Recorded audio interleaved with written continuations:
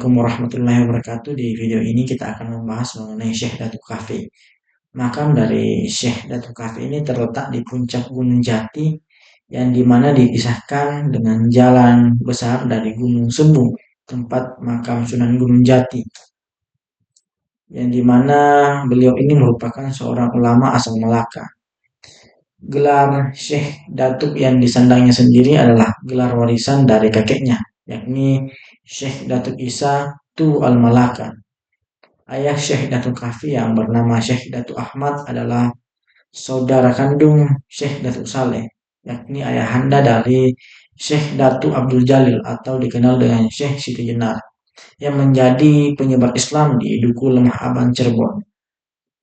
Silsilah Syekh Datuk Kaffi yang dirangkum dari naskah Negara Kertabumi dan cerita Purwaka Caruban Negari beserta Babak Cirebon menunjukkan bahwa tokoh penyebar Islam di Gunung Amparan Jati Cirebon itu bernasab kepada Nabi Muhammad SAW.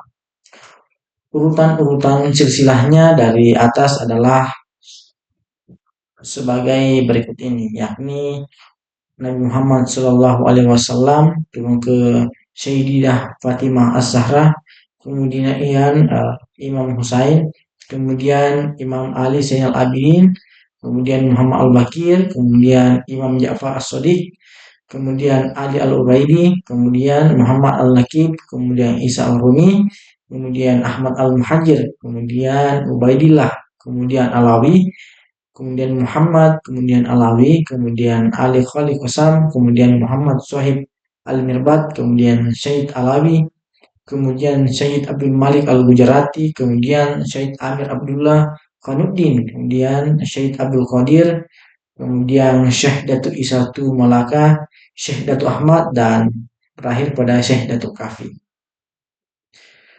Naskah Negara Kertabumi Sarga IV memaparkan bahwa Syekh Datuk Kaffi sewaktu muda meninggalkan negeri kelahirannya di Malaka untuk menuntut ilmu di Baghdad. Di Baghdad, ia menikah dengan salah seorang bibi Sultan Sulaiman yang bernama Syarifah Halimah. Karena semangatnya untuk menyebarkan Islam yang besar, Syekh Datuk Kaffi pergi meninggalkan Baghdad, kemudian menuju ke Jawa yang penduduknya belum memeluk agama Islam. Ia memilih pangkalan dakwah di Gunung Amparan Jati yang tidak jauh dari pelabuhan Muara Jati yang masuk wilayah kerajaan Pajajaran. Di Gunung Amparan Jati ia menyampaikan dakwah Islam dengan menerima murid dari berbagai kalangan. Di antara murid-murid yang terkenal adalah Pangeran Walang Sungsang, Nyai Larasantang.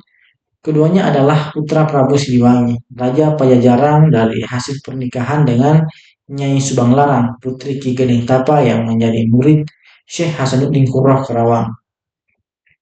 Naskah Carita Purwaka Caruban Negari yang ditulis Pangeran Arya Carbon menggambarkan bagaimana peranan Syekh Datuk Kaffi dalam mengembangkan dakwah Islam melalui pengajaran ilmu keagamaan dan ilmu kehidupan yang bermanfaat bagi semua makhluk.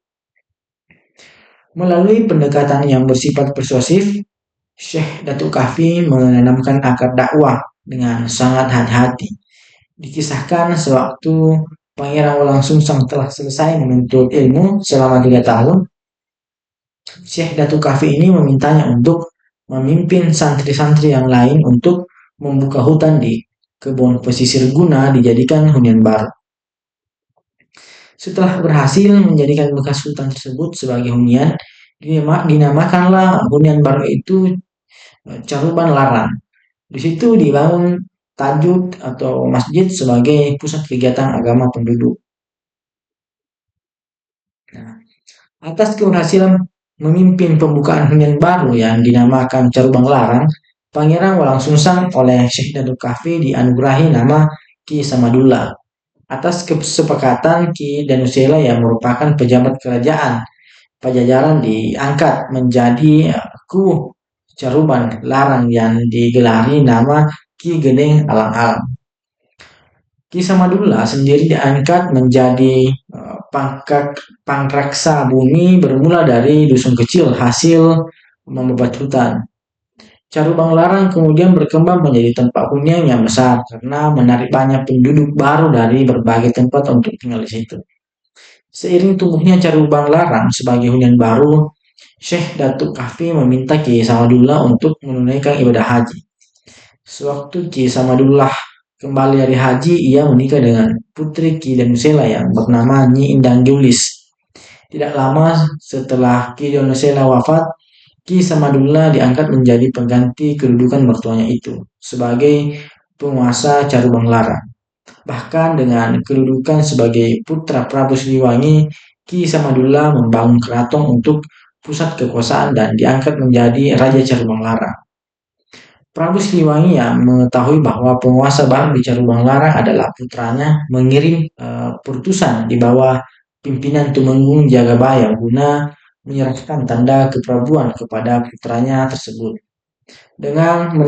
Dengan menganugerahi tanda keprabuan itu, Ki Samadullah resmi dikukuhkan sebagai penguasa Carubang Larang dengan gelar Sri Mangana.